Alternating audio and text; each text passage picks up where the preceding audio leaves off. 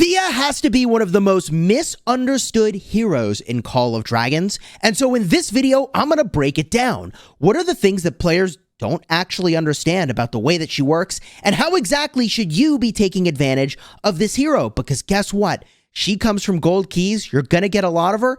Stick around for exactly how you should use this hero, and yes, you should be using her.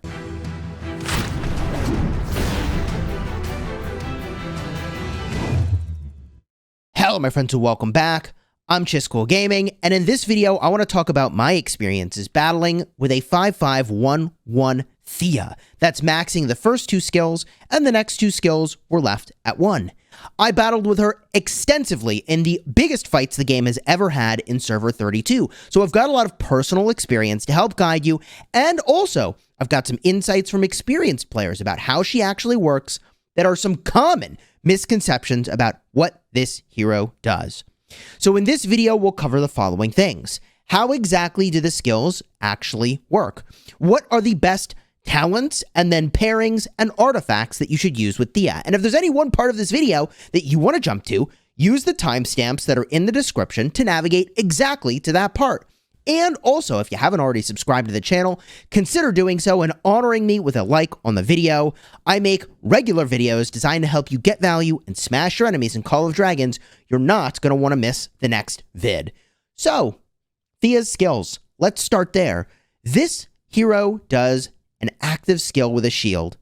Believe it or not, this is a flying tank unit.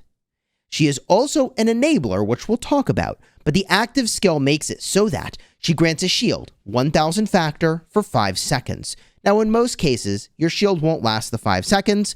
It will be depleted. That 1000 factor shield is not actually shielding you from typically 5 seconds worth of damage. However, you also gain synergy, increasing hero skill damage dealt by 15%. Ends when a rage skill is cast. This means your next hero needs to be someone who does big skill damage. So this is really interesting. She can be the primary or the secondary, but remember, she is making your march far more tanky. From here, the second skill. While in the field, Theia's Legion gets 15% attack, and they take 15% less hero skill damage. This is amazing.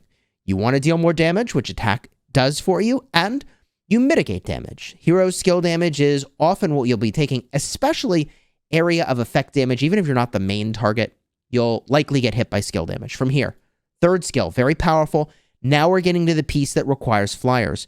Your Legion gains 20% defense, but if you have flying units, your attack is also boosted by 10%, and your march speed is boosted by 20%. Let me tell you, the flying units in this game are pretty slow, generally speaking. So being able to boost your march speed and give yourself more attack, I mean, we're talking about 30% of goodness here. 10% attack and 20% march speed just for bringing a flyer. So Theia is ideally used with flyers, but at the base level, this skill is only giving 4% attack and 10% march speed.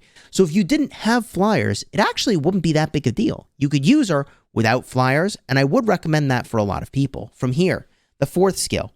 When you gain a shield, your attack is increased by 10% up to a maximum of 30%. So the more you're gaining shields in combat, the more you're going to boost your attack, the more damage you'll deal. But we're not done yet, because the Awakening skill grants a shield to 2 nearby friendly legions, including Theia's Legion, that absorbs a large amount of damage for 5 seconds, a shield factor of 1000. Theia's Legion also gains synergy, increasing hero skill damage by 15%. So this is enhancing the active skill, which currently shielded only 1 target, but now you're shielding 2 targets. So this is very interesting, because I first read this and I thought, oh, a shield for herself and 2 friends. But it's 2 total shields. 1 will target herself, 1 will target a nearby ally. And I believe it will prioritize your own units rather than your friends' units, but I would need to test more to confirm that. So this skill is interesting because you're getting double the shields. It's actually one of the more powerful awakening skills in the game, because we are talking about a full 1000 shielding factor of goodness. That is a lot of effect. I mean, if we look at some of the other awakening skills as an example, this awakening skill, some of these actually do a lot of damage. Maybe I take it back. Maybe we don't evaluate all the other awakening skills for now, but it's powerful, okay? You want to get this effect because it's a big jump up in power. Is it Hosk who just doesn't have a big jump? Who am I thinking of? One of the heroes is actually a pretty teeny tiny jump in what they do, but whatever. I can't find them now, and it doesn't matter all that much. It's a good awakening skill, is what I'm trying to say. And this makes her into a very powerful support hero, because not only is she enhancing your march, but she's benefiting another nearby march, and it's not a coincidence she has the support tree, the overall tree, and the PvP tree. Now, when I first looked at Theia, I thought these trees are bad. Why would I use her? As a primary hero, no shot, bro. But the more I studied them, the more I came to really appreciate the virtues of the overall tree and the different combinations of troop types that would truly benefit from using Theia as the primary. And so I used her as the primary using the following talents, which were extremely powerful. We start in the foundation tree. Of course, you get your attack, march speed, and health. This is a no-brainer. Over here, you get transforming spirit. All the units in your legion gain 1% hit points, and all buff effects granted through rage skills are increased by 5%. I think that means your shields get bigger, but you're taking this no matter what, so it doesn't exactly matter what this is doing, because there isn't really anything else you're going to take here that's going to be impacted by this particular talent. So we're going to go into the overall tree, and at first you're going to be like, these talents just seem okay at best, and then you're going to be like, oh, actually, the end of this tree is really good. So initially, we're going to take overall unit health, march speed, because you always want march speed for player versus player combat. If someone says you don't need march speed, they don't actually do big brawls. You always need march speed. You're always crossing mid to long distances. And even when you're in short encounters, being able to maneuver quickly away from an enemy is critical, especially with flyers. From there, Adrenaline Rush. You do 4% more normal attack damage. You know, this is a misunderstood buff. What this is doing is only enhancing the damage you deal directly to the thing that you are targeting right now. And it's impacting the white number. That's the damage you deal every time. It doesn't buff your skill damage. Those are the red numbers. It doesn't buff your shield effects. It's just the white damage you deal to an enemy that you're directly targeting. It does not boost your counterattack damage. However, that is the damage you deal when someone else targets you. From here, Guardian Angel. When your Legion enters battle, they gain resistance, reducing the damage they take by 4% for 10 seconds. I don't love this. It's really not doing all that much, but the other option was far worse. Spirited Response. When your Legion's hit with a normal attack, they gain 4 rage, but it can only trigger once per turn. And the thing is that if you're not getting targeted, you get no benefit from this. I mean, I could be thinking about this wrong, and it could just be that the rage gen is so good that you just want to take it. I went instead with Guardian Angel. I could see the argument for Spirited Response, but so often it's doing almost nothing. It all depends on what kind of fights you find yourself getting into. If you're getting into short skirmishes, then Guardian Angel's really good. If you get into longer encounters, Spirited Response will be better. From here, this is where things get very interesting.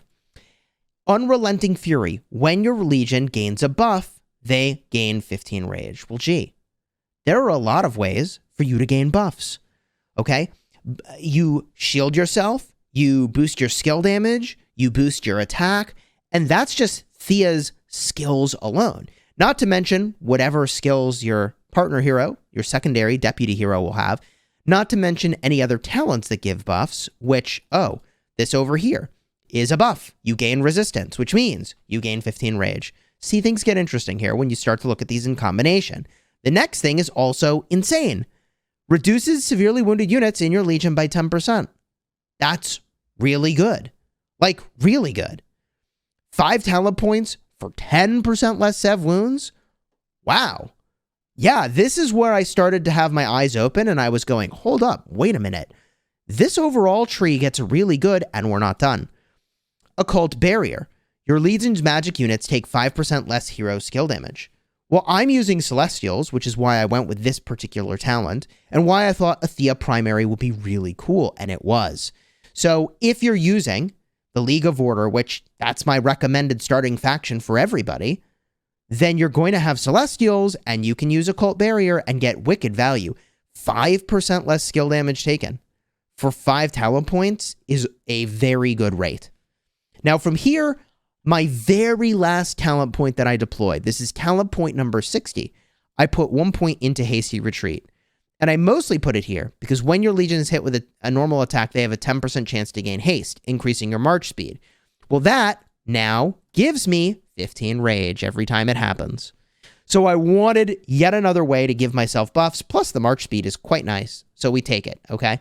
I think this is also really good. Watchful Eyes, cavalry units take less damage, but continuing on, Thunder Fury, when casting rage skills, your Legion gains Keen and Shelter, increasing attack and defense. Triggers once every 30. Well, what do you know? Those are buffs. And what do buffs do? They're giving me rage. So I've built a rage engine at the end of this tree and reduced the Sev wounds that I take by 10% and reduced my magic unit skill damage taken by another 5%. Seems really good. My other option over here was to enhance the damage I deal when I get below 50%, but it's just not proactive enough for me. I wanted something proactive, even though this only triggers once every 30. So the start of my fight, I generate a lot of rage because I gain Guardian Angel and I'm getting Thunder Fury buffs. And also, I am reducing the Sev wounds I take by 10%. That's so good. From here, we move into the PvP tree. I took attack and march speed because, I feel like a broken record, but you either take march speed or you lose to the people that have march speed. And then I took high spirits. I want to generate as much rage as I can. Theia is putting shields onto friends, and that effect is very powerful.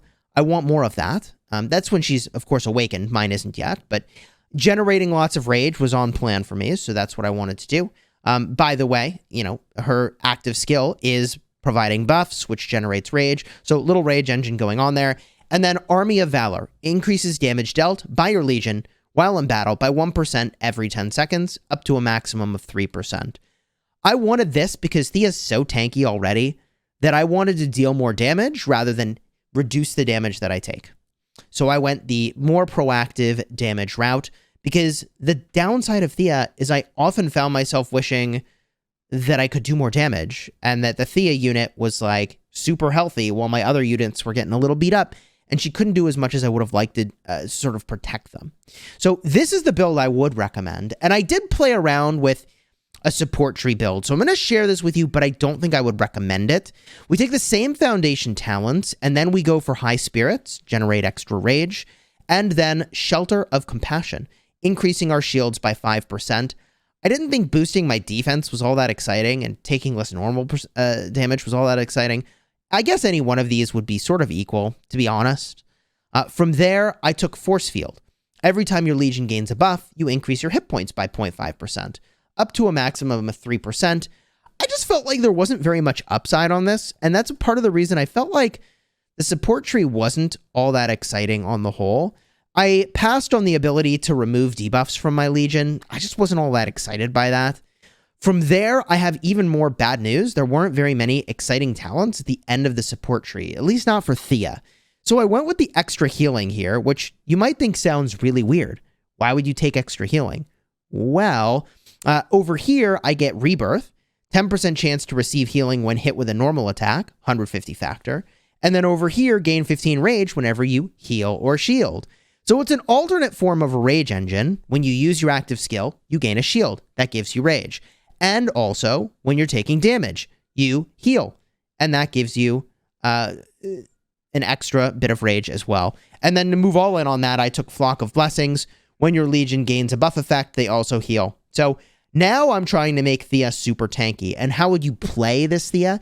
You would purposefully maneuver her in front of your other units. The enemy will likely target the nearest thing.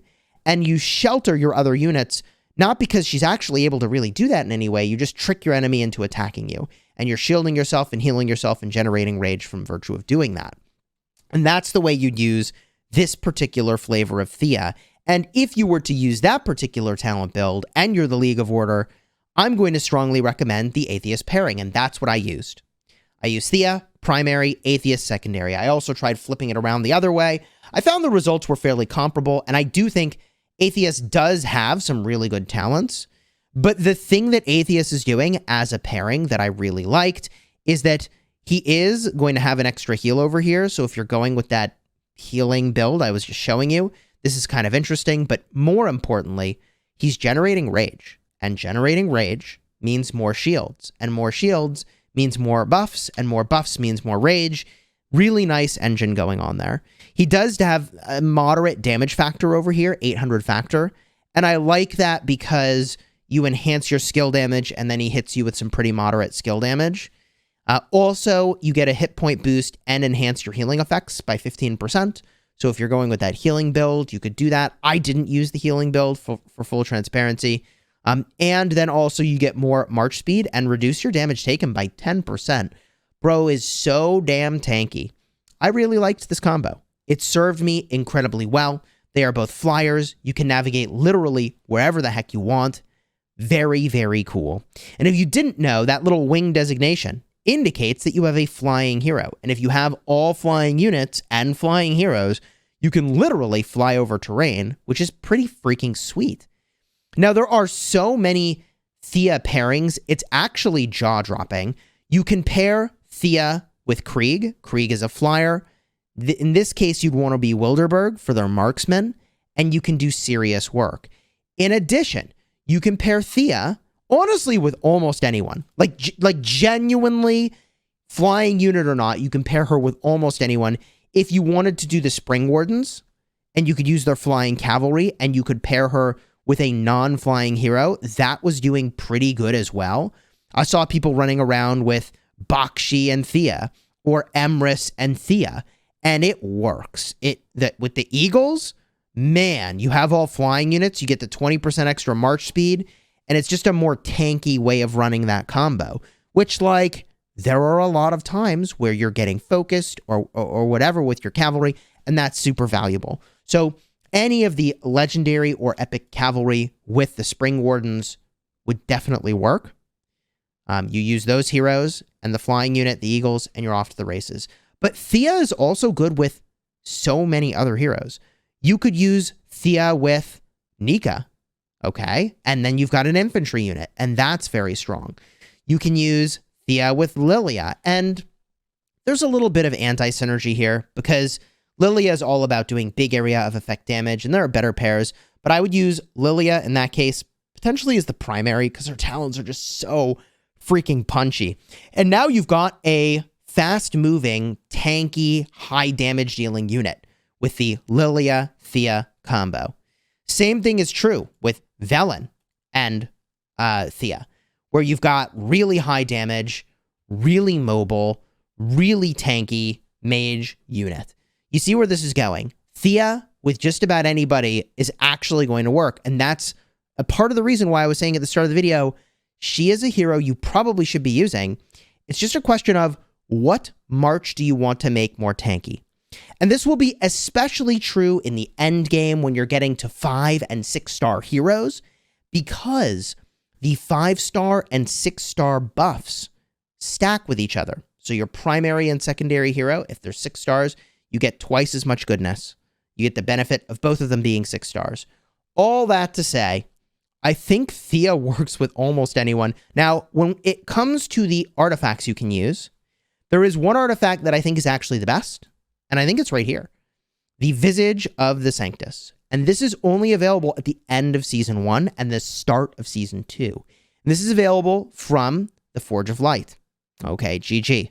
It's also available from the event you'll get at the start of Season 2, and that costs gems. So if you get the Visage of Sanctus, I really like this. I won't talk about it more right now, because I'll show you at the end of the video when I unlocked more skills on this thing, and I did some testing with it. So at the end of the video, I'll cover the Visage of the Sanctus a lot more in depth. I recorded that during the last Forge of Light, but didn't have an opportunity to jam it into a video. Very powerful artifact. Absolutely the #1 choice with your Theia, because it's basically giving you shielding and damage, and that is so good. The combination's very powerful. The second best artifact, strangely enough, it's going to depend in part on who you pair with your Theia, but I really, really liked, if you can believe it, okay, using the Springbird Feather. And as weird as this sounds, let me tell you, the freaking Celestials are slow, man. They are so slow. So being able to use the Springbird Feather gave me a lot of mobility in a lot of situations, and I just found it to be really exceptional. It doesn't deal damage, however, and so the big downside of the Springbird Feather is that you get into combat, and then your enemy does something actually powerful, like using Infernal Flame, and you're like, oh, GG, I'm wrecked. But when you need to get to combat or away from combat, this was so damn cool. I would say overall, however, the shielding and damage from the Visage of the Sanctus is way, way better, okay? And if you are pairing with Lilia, but you're using her as the secondary, you definitely want Infernal Flame. If you're doing like Theia primary, Lily secondary, or Lily primary, Theia secondary, definitely use the Infernal Flame. So some of what you're going to use is going to change depending on what kind of unit you're pairing with. For example, if you're going the cavalry route, okay, and you're going Spring Warden Eagles, then, gee, like, yeah, you could use a Sorlin's Blade. So what I want to give you with these artifact pairings is the flyer-specific guidance, ideally around League of Order, because I feel like that's what most people should be using anyways. But just keep in mind that you can use so many different artifacts depending on what troop type you have. I mean, if you're going with the Wilderberg Flyers and you use Krieg, well then Shadow Blades are going to be really good for you, right? You can see why it's actually tricky to make a recommendation here, but I can tell you some things I tried that were terrible. And the thing I tried that was really unimpressive is the Tear of Arbin. I just felt way too passive with this thing, and the heal never seemed to be big enough. It really was never as good as I felt like it needed to be. You'd have to be running the healing build to give yourself extra rage when you're healing, but even then, I don't know, man. Tear of Arbin I found to be a really disappointing artifact overall. And the final pick you would use, by the way, at the epic tier, I used this personally, and I loved it, was the Magic Bomb. The Magic Bomb is cool because for the 8 seconds it's deployed onto an enemy, they can't go into a city. So if you have an enemy that's being stupidly annoying, popping out of a city and then trying to do something cute and then jump back in the city, if you're able to land a Magic Bomb on them and then the rest of your team focuses on them, they're just dead. They're dead. They're Dunsky. They can't go back into their city. So I found Magic Bomb to be most useful for that you can't go back into your city effect rather than the area of effect damage it does. But the area of effect damage it deals is good. And this will be a great artifact to use if you're using the League of Order Flyers, okay? If you're using not League of Order Flyers, then you'll have to defer back to, for example, if you're using Marksman, let's see here. This is the Cavalry item. For Marksman, you would want to use this bad boy over here, Heart Piercer, really good at the epic tier. So if you're Wilderberg, you're using Krieg, this would be a pretty good choice, okay? If you're using your Cavalry, you have a lot of good options over here. I suppose you could go with the Centaur Bow, although, I don't know, most people should be picking up like a Sorlin's Blade anyways from the Battle Pass. But all that to say, you have a lot of good artifact options. What you use will depend on who you pair with her. But the number one pick is just obviously the Visage of the Sanctus. Too good. Shield an ally. Give it a little boost, okay? Doing some damage. Love to see it. Really powerful combo. In fact, this artifact is so interesting. The rest of the video I want to share with you is going to be when I did extra pulls to get some more of this from the Forge of Light and then tested a little bit to show exactly how it works with Theia. I hope you enjoy that part of the video. Let's do some more Forge of Light. The last time I did this, I got to level 2 on the Dragonscale armor and I unlocked the Visage of Sanctus, which is pretty cool. And I am 2 out of 2 on my pity for getting another Dragonscale armor. I have max purchased the bundle the last 2 days, so I'm at 187 keys. So I should do all right here on the Forge of Light, getting yet another legendary, and then I think I keep going, and I'm going to be a proper degenerate and spend gems to continue with this and hope for the best. That's 20 pulls now. Okay. Please don't suck. 30 pulls. No legendary. It's kind of unfortunate that all of this fodder is basically completely meaningless. Like, the only thing that matters at all is the legendary. Here's 40 pulls. Okay. Then we go 50 pulls. Hey, big poggers. We know what it is. We'll just open all. We get the Dragonscale armor. If I'm really lucky, we double pull, but no. We are not that lucky. And I think now that we have the Dragonscale armor to level 3, we go for level 4. I really want to get it to level 5 if we can swing it. I don't know that we can. Boom. Level 3 on the Dragonscale armor. Love to see it. Okay. Yeah. Let's continue with the Forge of Light. Here we go. 10 pull. Okay. Nothing. GG. Come on. And we pull again. All right. That's 20. Now we go again. This is 30. Let's freaking go. Please give me what I want. Okay. I'm unfreaking touchable. Let's go. Wow. This is going better than I thought. Do I want to go more for the Visage of Sanctus, actually? Like, is that actually what I should start to go for? Wow.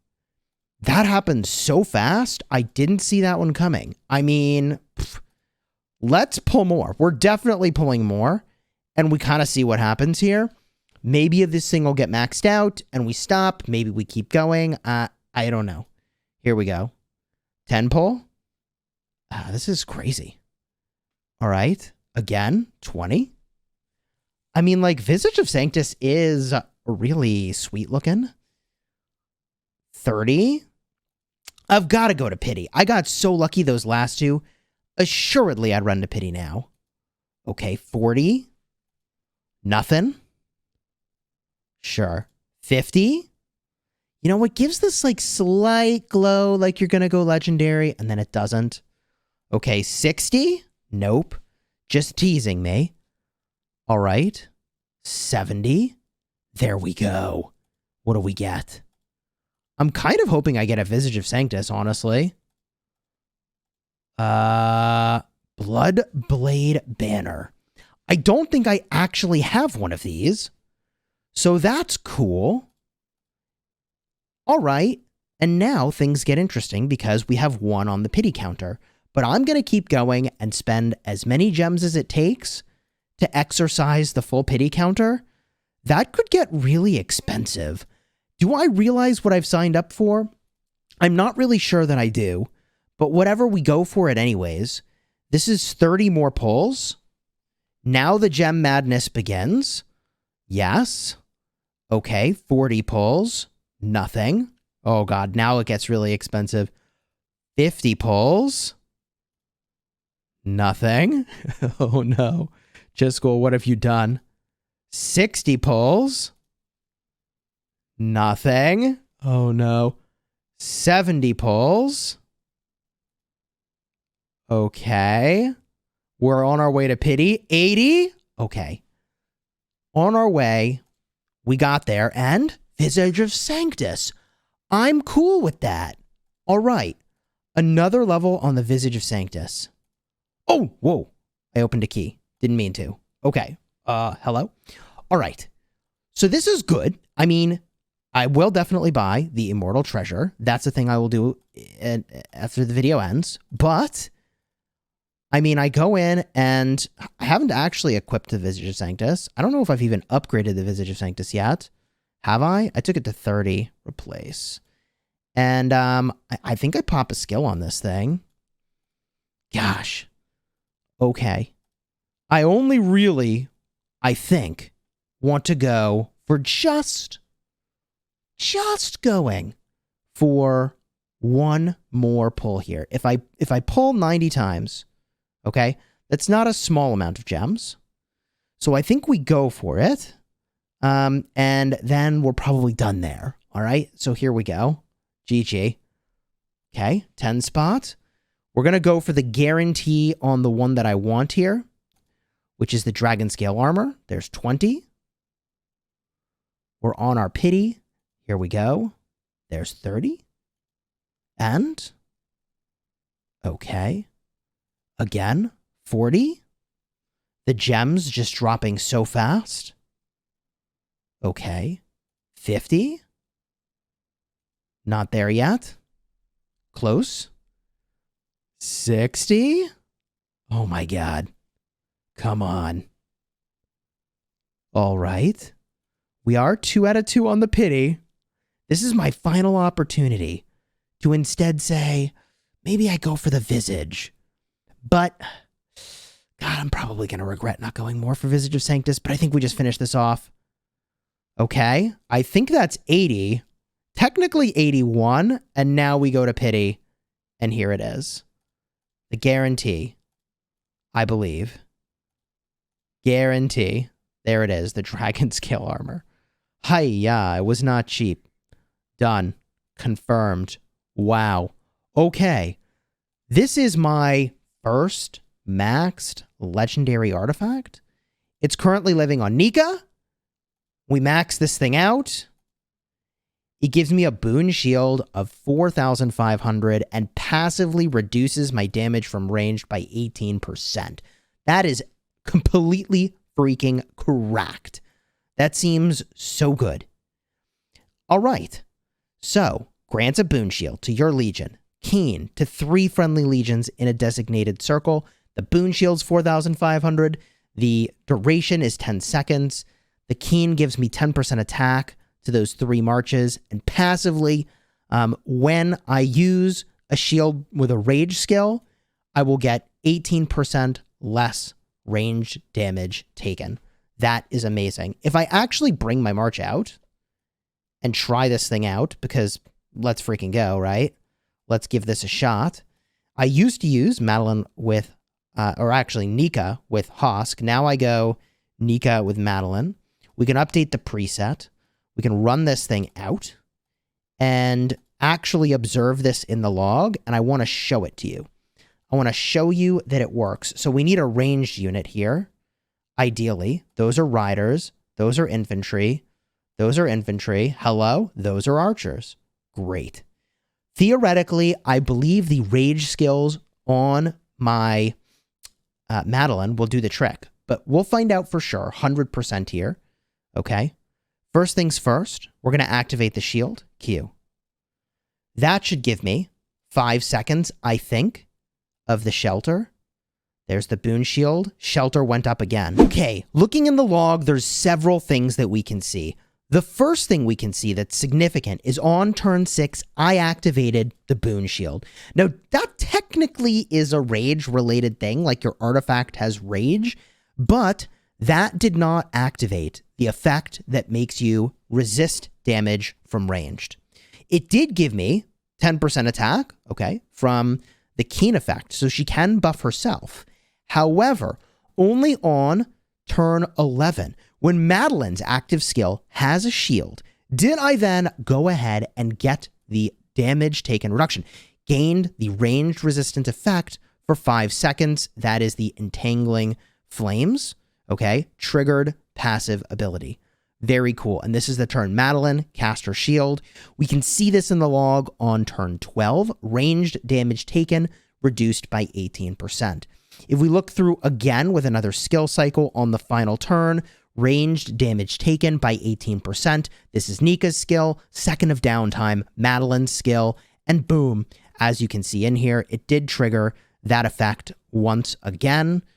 Here it is, Entangling Flames, the 18% ranged damage taken. So as soon as you start using your active skills, you get really tanky. Very cool artifact, very hyped for it, and very eager to play with it more.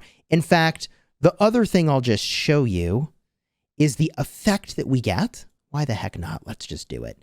The effect that we get on the Visage of Sanctus. Okay, let's just run this thing out. I'll switch this around. We're going to use the primary, Atheus as the secondary. We'll use all Celestials. Atheus is epic. I knew that. Here he is. Okay, great. We've got our 2 marches. Let's hit something really tanky so that we can see the effect of this. Let's go and we'll hit this guy over here. We'll let the infantry tank. We'll let her hit. Now, the way this works is I target a friendly unit and it will shield them 3 times. So let's do that. I shield this unit and it should do 1, 2 shields, and then 3 shields, and then I do some damage. We can look in the log to see how that worked. Also, I can activate the effect over here, Entangling Flames. I am curious if my ranged march actually got the benefit of that artifact. Was it close enough or not? Or am I too far away? I would wager I might be too far away to actually get the benefit. We'll see in just a second here how that actually worked out. Battle concludes. Very cool. And let's see what happened. All right, here we go. Theia battle log, and we can go look for the artifact skill activation, which we can see right over here. Casted a rage skill and cast an artifact skill. Now, this is interesting because there's a weird second of downtime that shouldn't be here. I don't quite know why there were 2 seconds between the active skills, which is a little bit weird. And then over here, it says I cast an artifact skill on this turn. Okay, interesting. And then over here, I cast an artifact skill on this turn. Okay, so what happened here? This is really curious. On this turn, where I cast an artifact skill, what happened? Theia, Talent, Thunder Fury, no. Lucius Lexus, that's not it. Visage of Sanctus, Supreme Judgment. Ah, the Theia activated this ability. So every time you use an active skill, your artifact over here casts and does damage. So Supreme Judgment deals damage to the target legion based on how many stacks you have. So here, there was a 4,800 loss, and then we look again, and wow, okay. There was another active skill. Visage of Sanctus, Supreme Judgment triggered again, just a couple seconds later, which is pretty wild, and did damage. Then on the next skill, I guess I hadn't done any shields, so I didn't have any stacks. Then over here, I guess Theia shields herself again, 1 time, and it triggers 1 stack of the Supreme Judgment. I think that's what's going on. Here, nothing happens. Now, Theia has cast a shield on herself, though. And then over here, Atheus is doing his damage, and that's triggering the Visage of Sanctus. I think that's right. Yeah, Atheus uses Smite. The only thing I don't understand is why there's 2 seconds of downtime between these active abilities. That, to me, is a little perplexing. So I'll have to look more into that. And, like, why is there an active skill over here? I guess I was a couple seconds still in combat, even if after the thing dropped. Very interesting. I'm going to have to do some more digging into this Visage of Sanctus, particularly that 2-second downtime is really weird. What if I just hit 1 more of these guys just to see what the heck is going on? And we can see how this works. All right, I attack this thing. I'm not going to use Visage of Sanctus shields. I'm just going to see what happens here. I shield myself, and boom, there's the artifact damage.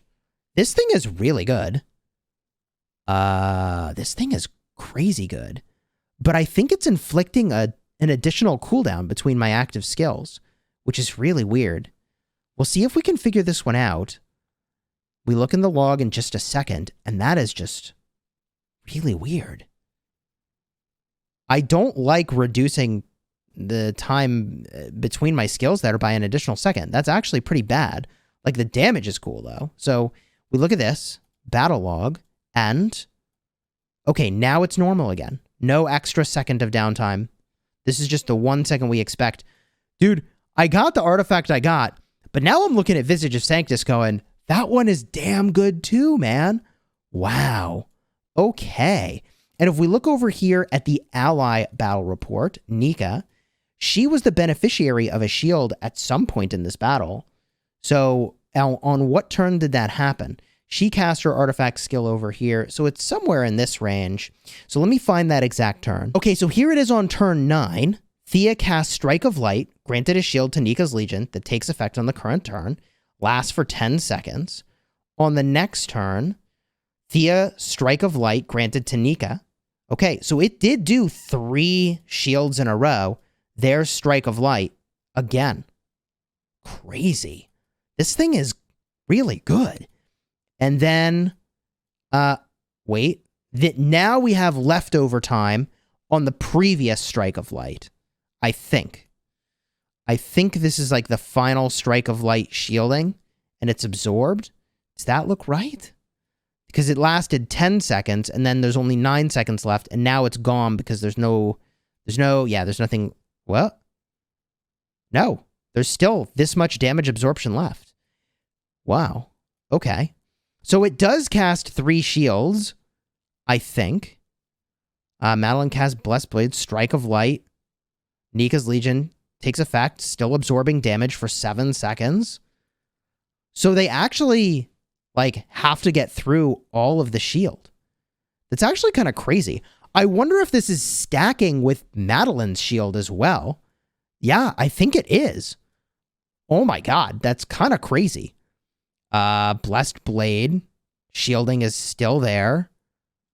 And Strike of Light, shielding is still there. Wow. So shields in this game stack? Why am I losing any units at all, though, if I have shields still, though? That's what I don't quite understand. 4 seconds of absorption left on the shield here. 3 seconds of absorption left on the shield. Here it's 451,000, and there it's 451,385 still. We're just taking, like, no damage? Barely any at all? That's weird. And then there's 259 and 140. There's these 2 shield effects that are on there that are still remaining. I don't know that I quite understand it. That's crazy how long these shielding effects are lasting. I'll have to spend more time geeking out on this. I'll do it on my own, draw some conclusions. So if you want to see that, consider subscribing to the channel. If you want to see the other time I played the event, Forge of Light, and got to this point that I'm at, card will be in the end screen for that video as well. You're not going to want to miss it. And man, both of these artifacts are really good.